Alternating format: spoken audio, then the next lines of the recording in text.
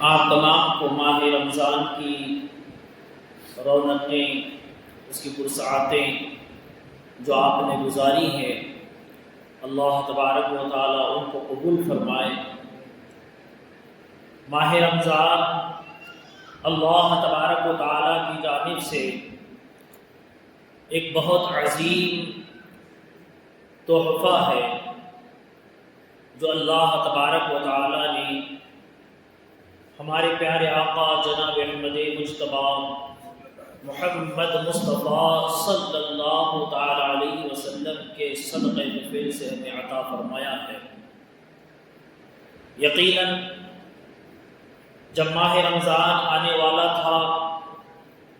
تو ہم اور آپ ماہ رمضان کے آنے کے ایام کو گن رہے تھے کہ ابھی 15 روز باقی ہیں، ہفتہ باقی ہے، چند دن باقی ہیں، اور اسی بیچ ماہ رمضان کا آغاز بھی ہو گیا،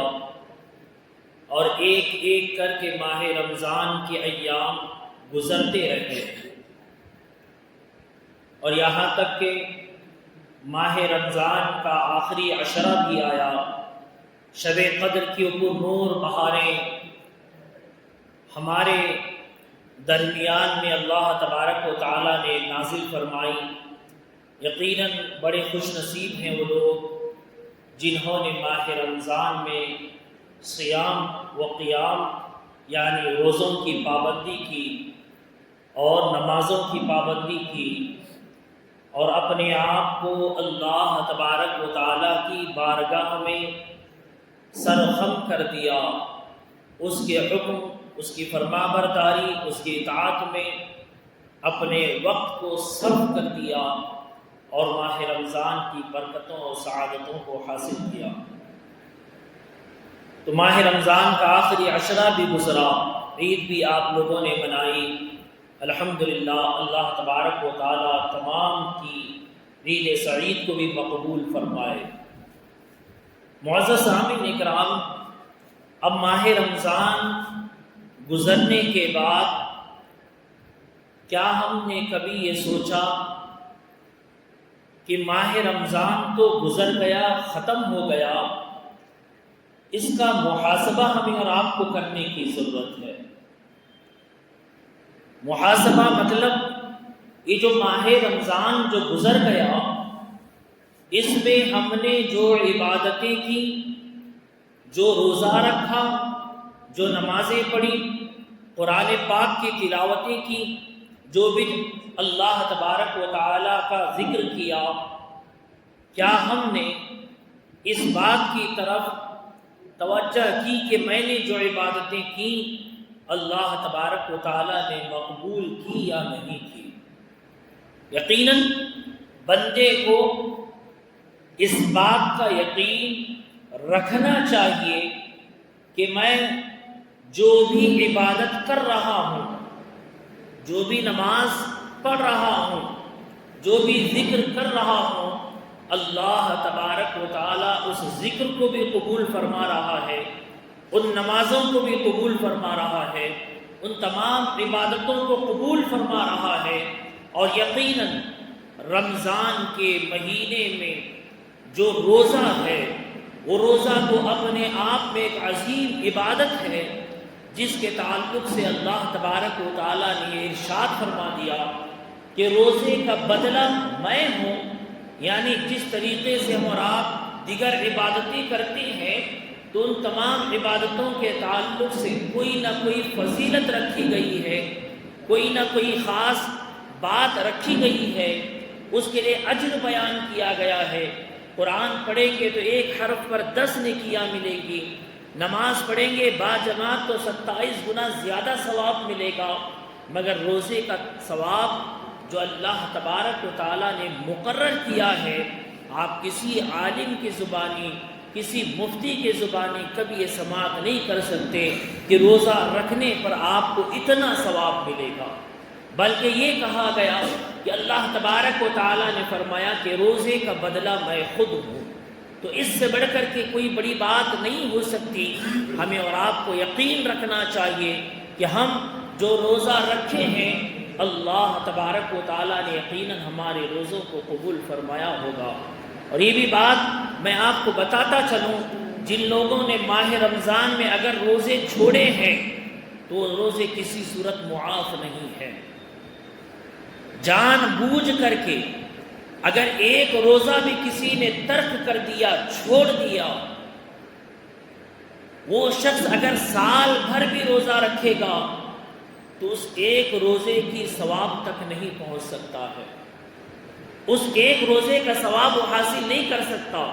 یہاں تک فرمایا گیا کہ اگر کوئی شخص جان بوجھ کر کے ایک روزہ چھوڑتا ہے تو ایک روزہ زندگی بھر کے روزے رکھ کر کے اس قضا کو ادا کرے گا، تب بھی اس ایک روزے کا ثواب وہ حاصل نہیں کر پائے گا۔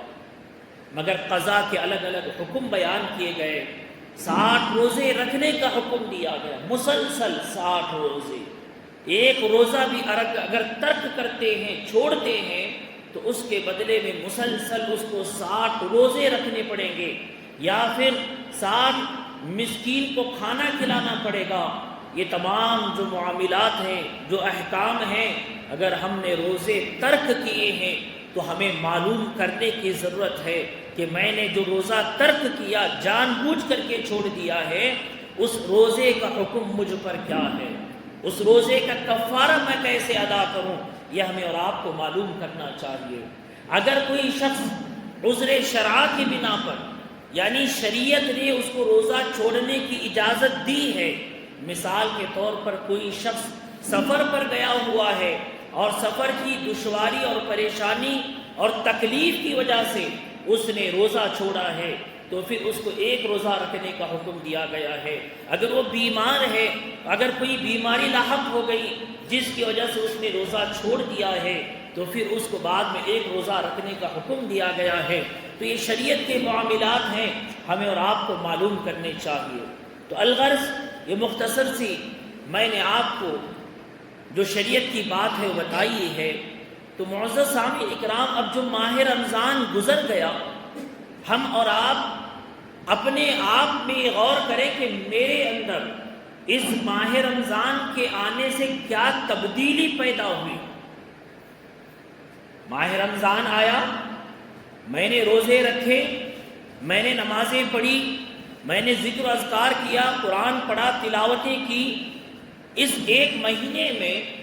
میں نے اپنے آپ کو اللہ کے سپرد کرنے کی کوشش کی، اللہ تبارک و تعالیٰ کے رضا کے ساتھ زندگی گزارنے کی کوشش کی۔ اس ایک مہینے کا جو عمل میں نے کیا، اس کا میری ذات پر کیا اثر ہوا ہے، ہمیں اپنے آپ پر غور کرنے کی ضرورت ہے۔ جہاں ہم بہت سارے معاملات میں سوچتے ہیں میں کرنا چاہتا ہوں میرے ہاتھ سے نہیں ہوتا، میں نماز پڑھنا چاہتا ہوں میرے ہاتھ سے نہیں ہوتا،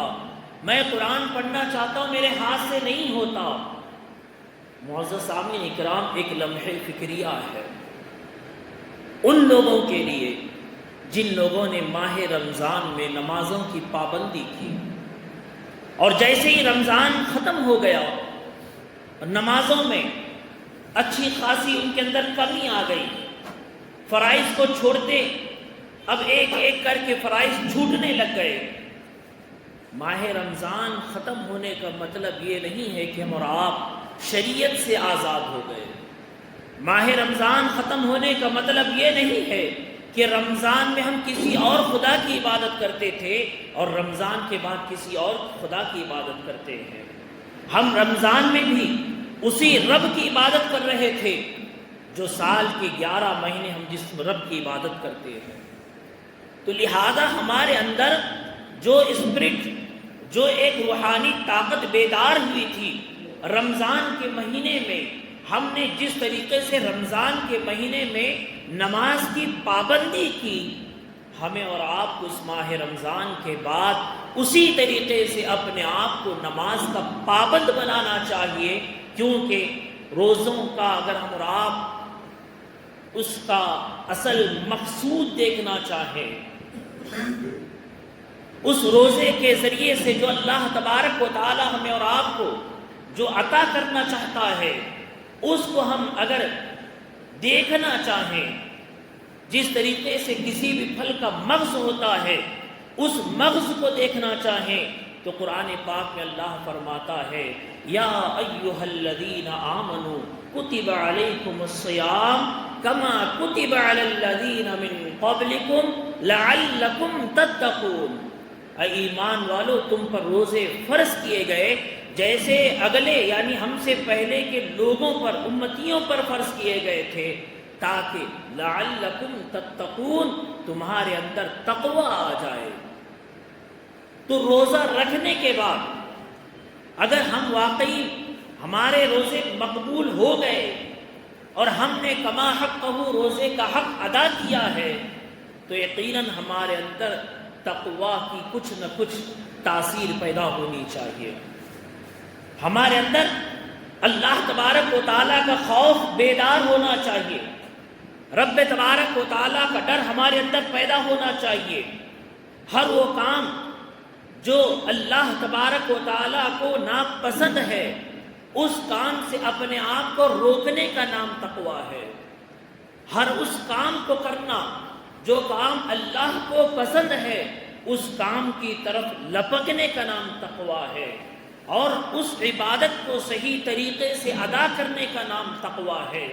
اللہ تبارک و تعالیٰ کی رضا کے لیے ہر نیک عمل کرنے کا نام تقوی ہے۔ تو لہٰذا ہم اپنے آپ پر غور کریں کہ ہم نے جو ماہ رمضان گزارا ہے اس ماہ رمضان کے ذریعے سے ہمارے اندر کتنی پابندی آ گئی۔ جہاں ہم ایک طرف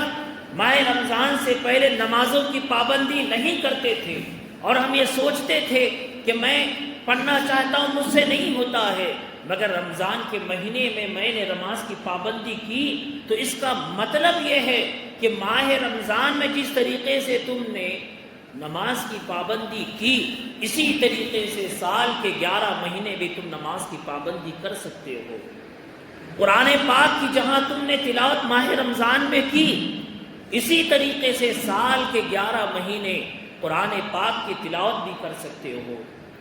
جہاں تم نے ماہ رمضان میں ذکر و اذکار کیے، عبادتوں کا اہتمام کیا، اسی طریقے سے سال کے 11 مہینے اسی طریقے سے اللہ کا ذکر و اذکار کا اہتمام کر سکتے ہو۔ یہ نہیں ہے کہ میں نہیں کر سکتا، کیونکہ ہم اکثر بیشتر لوگوں کے درمیان جب ہوتے ہیں تو لوگ کہتے ہیں حضرت ہم نماز پڑھنا چاہتے ہیں مگر ہوتا ہی نہیں ہے۔ یہ ہمارے اندر شیطان ہمیں بہکاتا ہے، شیطان ہمیں ورغلاتا ہے، میں کرنا چاہتا ہوں میرے ہاتھ سے نہیں ہو رہا ہے۔ نہیں، تم کر سکتے ہو مگر تم اپنے آپ کو اس کام کے لیے تیار نہیں کر رہے ہو۔ تم نماز پڑھ سکتے ہو، اپنے آپ کو اس کام کے لیے تیار نہیں کر رہے ہو۔ قرآن پڑھ سکتے ہو، اپنے آپ کو اس کام کے لیے تیار نہیں کر رہے ہو۔ تو لہذا اس ماہ رمضان کے بعد ہمیں اور آپ کو چاہیے کہ ہم اپنی زندگیوں میں غور کریں۔ آج یہ ماہ رمضان کے بعد آپ کے لیے پہلا جمعہ ہے۔ اس جمعے میں آپ کو یہ دعوت دی جا رہی ہے کہ آپ اپنے اعمال کا محاسبہ کریں، اپنے اعمال پر غور و فکر کریں کہ میں نے جو ماہ رمضان گزارا میرے اعمال، میری عبادتیں اللہ کی بارگاہ میں مقبول ہوئی یا نہیں ہوئی تو اس سے اللہ تبارک و تعالیٰ کی رحمتیں ہم پر نازل ہوتی ہے۔ مقبول ہونے سے بندہ اللہ کی عبادت کی طرف آتا ہے، مقبول ہونے سے اس کے اندر نمازوں کا شوق اور ذوق پیدا ہوتا ہے، مقبول ہونے سے اس کو عبادت کرنے میں لذت آتی ہے، وہ چاہتا ہے کہ میں نماز کی پابندی کروں، میں نماز کو پابندی کے ساتھ ادا کروں، میں قرآن کی تلاوت کروں، میں ذکر و اذکار کروں، میں اللہ تبارک و تعالیٰ کے فرامین پر عمل کروں، جو اللہ نے مجھے عمل کرنے کے لیے کہا ہے میں اس پر عمل کروں، اور جس پر اللہ تبارک و تعالیٰ ناراض ہوتا ہے، جس کام کو ناپسند کرتا ہے، میں ان کاموں سے اپنے آپ کو روک لوں۔ اور یقین جانیں ایک ایک ہمارے اندر جو برائیاں ہیں ان برائیوں پر ہمیں اور آپ کو غور کرنے کی ضرورت ہے۔ ایک ایک خرابیوں کو ہمیں اپنے آپ کے اندر جانچنا ہے، اور ایک ایک برائی، ایک ایک خرابی کو ہمیں اپنے اندر سے دور کرنے کی ضرورت ہے۔ اور ہم سب سے پہلے یہ جان لیں کہ کم از کم ہم اپنی جانوں پر ظلم نہ کریں۔ کسی اور پر ظلم کرنا بہت بڑی بات ہے۔ انسان اگر خود کو اس کے پیر میں کانٹا لگ جائے تو اس کو درد محسوس ہوتا ہے، دوسرے کا پیر کاٹ بھی دیا جائے تو اسے درد محسوس نہیں ہوتا ہے۔ ہم اور آپ یہ بات بہت اچھی طریقے سے جانتے ہیں۔ یہ بات ہمیشہ یاد رکھیں کہ جو بھی عمل جو اللہ اس کے رسول کو ناپسند ہے، اگر آپ وہ کرتے ہیں تو اس کا سب سے پہلا شکار آپ خود ہوتے ہیں، اور وہ آپ اپنے جان پر ظلم کر رہے ہیں، اپنے آپ پر ظلم کر رہے ہیں، اپنی جان پر ظلم کر رہے ہیں۔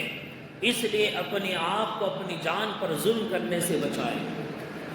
اور ظلم کیا ہے؟ جو بھی نافرمانی ہم اور آپ اللہ تبارک و تعالیٰ کی کریں گے وہ ہماری جانوں پر ظلم ہے، وہ ہماری جانوں پر وبال ہے، ہم سے اس کا حساب لیا جائے گا۔ جو بھی ہم گناہ کریں گے اس کا حساب اللہ تبارک و تعالیٰ ہم سے لے گا۔ اور اس گناہوں کا احساس کیسے پیدا ہوگا؟ آج ہم اور آپ بہت کچھ سوچتے ہیں، بہت کچھ بڑی بڑی باتیں کرتے ہیں، کیا آپ نے کبھی غور کیا ہے کہ ہم جو گناہ کر رہے ہیں، گناہ کرنے کے بعد احساس کیوں نہیں ہوتا ہے؟ نمازیں چھوٹ رہی ہیں، نمازوں کے اندر شوق اور ذوق نہیں پیدا ہو رہا ہے، کیوں نہیں پیدا ہو رہا ہے؟ عبادتیں کر رہے ہیں، عبادت میں لذت نہیں آ رہی ہے، دعائیں مانگ رہے ہیں، دعائیں قبول کیوں نہیں ہو رہی ہیں؟ کیا ہم اور آپ نے کبھی غور کیا ہے؟ آج ہمیں ان باتوں پر غور کرنے کی ضرورت ہے۔ اس کی بنیادی وجہ کیا ہے؟ میں آپ کو یہ بتاتا چلوں کہ اس سب کی سب سے اصل بنیادی وجہ یہ ہے کہ ہمیں اور آپ کو اپنے لقمے پر غور کرنا ہوگا، اپنی کمائی پر غور کرنا ہوگا۔ ہم جو کما رہے ہیں کیا ہم حلال طریقے سے کما رہے ہیں یا حرام طریقے سے کما رہے ہیں؟ ماہ رمضان کا پورا مہینہ گزرا، اس پورے مہینے میں ہم نے نمازیں پڑھی، روزے رکھے، ذکر و اذکار کیے، عبادتیں کی، اس کے باوجود نہ ہماری دعائیں قبول ہوئیں، نہ ہمارے اندر شوق اور ذوق پیدا ہوا، نہ ہمارے اندر خوف و خشیت پیدا ہوئی، نہ اللہ تبارک و تعالیٰ کی طرف ہمارا لقا بڑھا، اس کی طرف ہماری جستجو نہیں بڑھی، اور ہم گناہوں کی دلدل میں جیسے پہلے تھے آج بھی ویسے ہیں، تو پھر کہیں ہمارے اندر ہمارے جو پیٹ بھر رہے ہیں کیا ہم حلال و حرام کی تمیز کر رہے ہیں؟ جب انسان کے اندر حلال و حرام کی تمیز اٹھ جاتی ہے تو اللہ تبارک و تعالیٰ اس کے اندر سے عبادت کا شوق اور ذوق ختم فرما دیتا ہے۔ ہم نے آج کے اس ماحول میں اپنے کمائیوں پر غور کرنا چھوڑ دیا ہے۔ جس طریقے سے بھی مال و دولت آئے سمیٹنا، اپنے مال و دولت کو بڑھانا، اپنی پراپرٹیز کو بڑھانا، پیسہ خوب جیب بھر کے رکھنا، آج ہم اور آپ اس کو شان سمجھ رہے ہیں، چاہے وہ غلط طریقے سے آئے چاہے کسی طریقے سے آئے، بس پیسہ چاہیے، زرزمین چاہیے، مال و دولت چاہیے، بنگلہ چاہیے، گاڑیاں چاہیے، چاہے وہ حلال طریقے سے آئے پھر یا حرام طریقے سے آئے۔ یقین جانیں یہ چند دنوں کی زندگی ہے، گزر جائے گی، سال، 2 سال، 10 سال، 50 سال، اس کے بعد یہ زندگی تو ختم ہوگی۔ مگر احادیث کی روشنی میں کوئی شخص اگر ایک لقمہ بھی اپنے پیٹ میں حرام کا ڈالتا ہے تو اس کے اندر 40 دنوں کی عبادت جو وہ کرتا ہے اس 40 دنوں کی عبادت کو نامقبول کر دیا جاتا ہے۔ کوئی شخص حج کر رہا ہے لاکھوں روپے خرچ کر کے، اس میں 1 روپیہ بھی اگر حرام کا ہوگا تو اس کا حج برباد ہو جائے گا، نامقبول ہوگا۔ آج کیوں ہمارے اندر غور کریں، میں یہی بات آپ کو بتانا چاہتا ہوں۔ اتنا عظیم مہینہ گزرنے کے بعد ہماری مسجدوں کا حال پھر وہی رہتا ہے، 4-5 مصلی، 10 مصلی، 1 صف 2 صف۔ جب رمضان کا مہینہ ہوتا ہے تو ہماری مسجدیں بھر جاتی ہیں، جیسے ہی رمضان کا چاند نظر آیا پھر ہماری مسجدیں ویران ہو جاتی ہیں۔ ہمارے حقیقت میں دل ویران ہو چکے ہیں، ہمارے دلوں میں 1 مہینے سے جو ہم نے عبادت کی اس کا کچھ بھی اثر ہمارے دلوں میں نہیں داخل ہوا، اس سے ہم نے کچھ تاثیر نہیں حاصل کی۔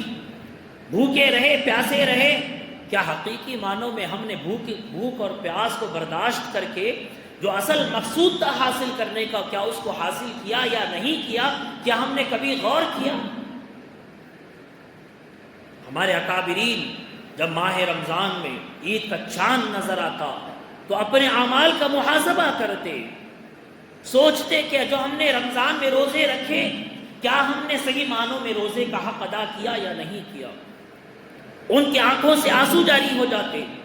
رات رات بھر اللہ کی بارگاہ میں رو رو کر کے دعائیں کرتے کہ اللہ ہم نے تو پورا ماہ رمضان گزار دیا، ہماری عبادتیں قبول ہوئی یا نہیں ہوئی پتہ نہیں ہے، ہم نے اس ماہ رمضان کا حق ادا کیا کہ نہیں کیا پتہ نہیں ہے۔ جن کا عالم یہ تھا، اللہ اکبر، حضرت عمر بن خطاب، عمر فاروق اعظم رضی اللہ تعالیٰ عنہ، احادیث میں آپ کے تعلق سے کہا گیا کہ جس راستے سے آپ چلا کرتے تھے شیطان آپ کو دیکھ کر کے راستہ بدل لیتا تھا۔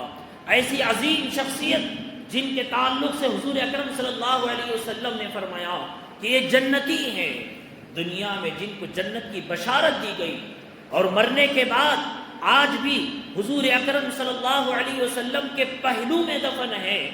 ان کا عالم یہ تھا کہ چاند جیسے ہی نظر آتا عید کا تو آپ رات بھر روتے رہتے، اپنے اعمال کا جائزہ لیتے اور رو رو کر کے اللہ کے بارگاہ میں فریاد کرتے رہتے، اللہ کے بارگاہ میں معافی طلب کرتے رہتے۔ اللہ اکبر، جب آپ سے پوچھا جاتا ہے امیر المومنین آپ اس قدر کیوں رو رہے ہیں، کیوں اس قدر آپ جو ہے گریہ آزاری کر رہے ہیں، تو آپ فرماتے کاش حساب نہ لیا جاتا اور مجھے مٹی بنا کر کے چھوڑ دیا جاتا۔ اتنی عظیم شخصیت، آپ یہ فرما رہے ہیں حساب و کتاب نہ ہوتا، عبادت تو اپنی ایک طرف رہ گئی، آپ تو یہ کہہ رہے ہیں کہ حساب و کتاب نہ ہوتا اور مجھے مٹی بنا کر کے چھوڑ دیا جاتا تو بہت اچھا ہوتا۔ اللہ اکبر، کیسا خوف تھا ان کے اندر۔ اور ہم اپنے آپ کو تھوڑا سا ایمان کے قریب کریں، اسلام کے قریب کریں، مسجدوں کے قریب کریں، اپنے مسجدوں کو ہم اور آپ آباد کریں، نمازوں کی پابندی کریں، اپنے روزانہ اپنے آپ پر محاسبہ کریں کہ میں جو اعمال کر رہا ہوں کیا میرا رب ان اعمال سے راضی ہے یا نہیں ہے۔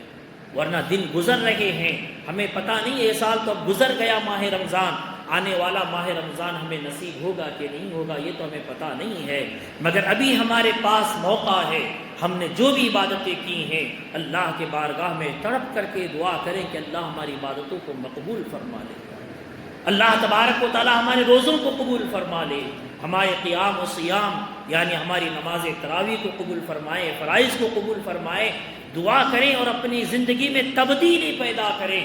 آپ کی زندگی میں اگر تبدیلی آ گئی تو یقیناً آپ یہ جان لیں کہ آپ نے مقبول عبادت کی ہے، آپ کی عبادتیں قبول ہو چکی ہیں، آپ کے روزے قبول ہو چکے ہیں، آپ کے نمازیں قبول ہو چکی ہیں، آپ کا تلاوت کرنا قبول ہو چکا ہے۔ ہم پھر وہی اپنی پہلی زندگی پر ہیں تو پھر ہمیں افسوس کرتے ہوئے پلٹنے کی ضرورت ہے، محاسبہ کر کے رب کے بارگاہ میں آ کر کے معافی طلب کرنے کی ضرورت ہے۔ ہمیں اور آپ کو غور کرنا چاہیے۔ اللہ تبارک و تعالی مجھے اور آپ کو ان باتوں کو سمجھنے کی توفیق عطا فرمائے۔